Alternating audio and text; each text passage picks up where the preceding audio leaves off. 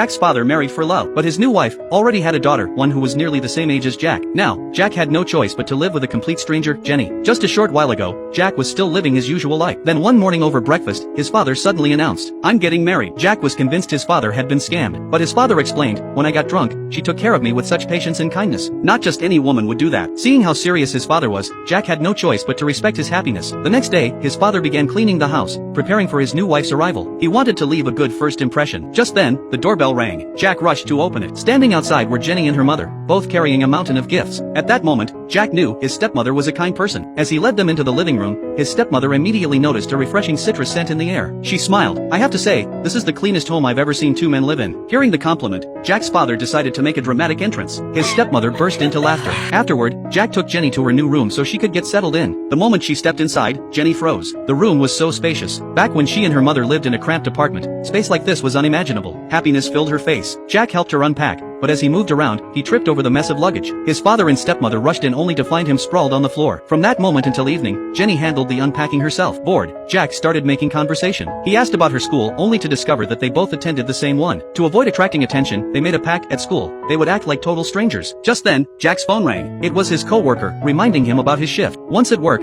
his colleague bombarded him with questions. That night, when Jack returned home, he noticed Jenny was still awake, sitting in the living room. The two decided to take a bath before bed. Jack went in first. As he stepped into the bathroom, a thought crossed his mind. Was Jenny waiting for me on purpose? Not a bad feeling at all. And so, their strange new life together began.